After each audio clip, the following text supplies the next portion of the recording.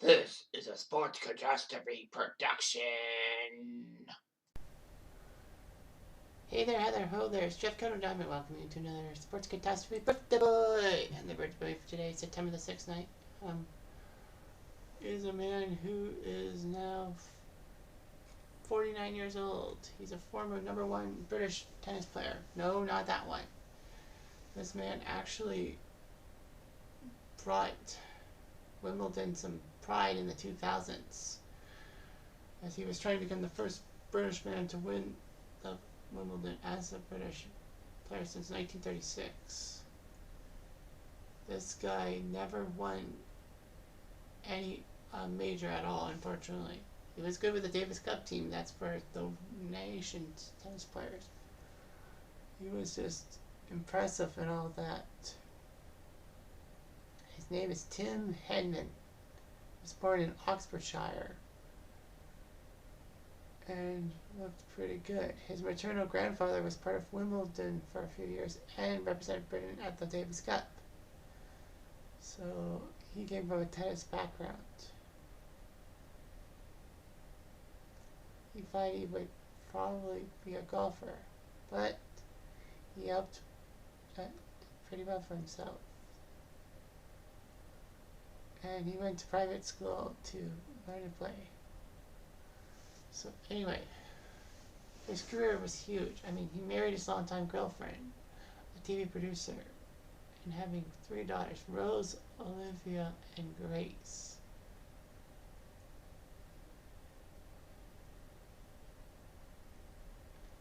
Anyway, so Henman on the junior tour did quite well. And then he actually grew from 6'9", he grew from 5'7" to 6'1" in one foul swoop and improved 9 stones in weight.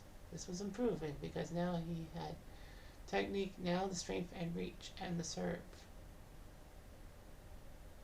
So he was looking pretty decent and all that.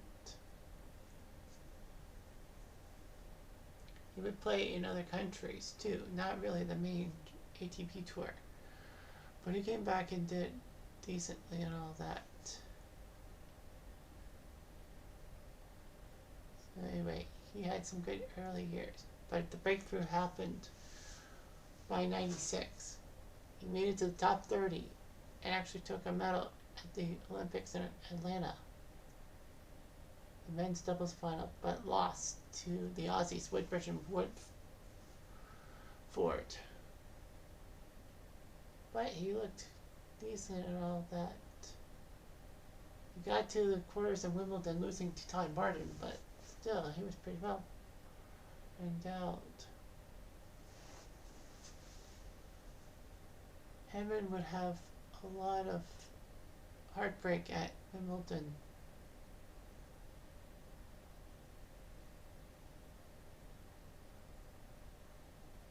And, he lost to the eventual champion 98, 99, 2001, 2002. So for 4 out of 5 years, he lost to the eventual Wimbledon champion.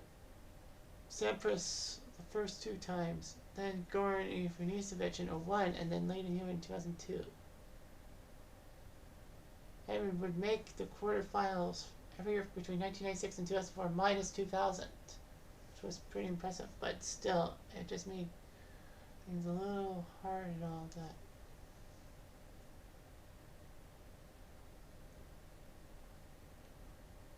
He was close, very close to making the final, but never did at Wimbledon. So his career peak was by the late 2000s, all that. Henman had a good chance to beat Ivanisevic in 2001 and get to the final, but rain stopped play, all that.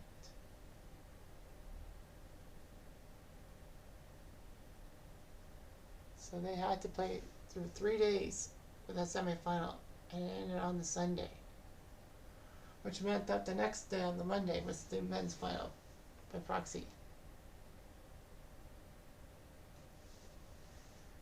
Henman tried his best, but still couldn't get to the final, which was a disaster for British players and all that. By 2005, he was on the downswing of his career, and Andy Murray became the top British player around, so he knew what he had to do. So he decided to retire at the end of 2007, all that.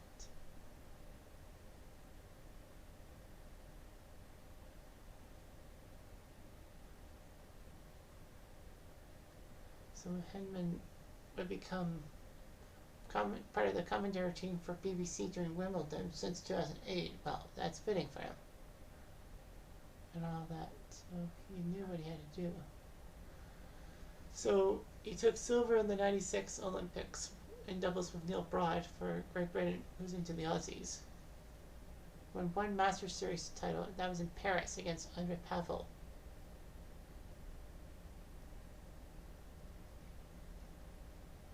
He won 11 ATP titles, singles titles, 4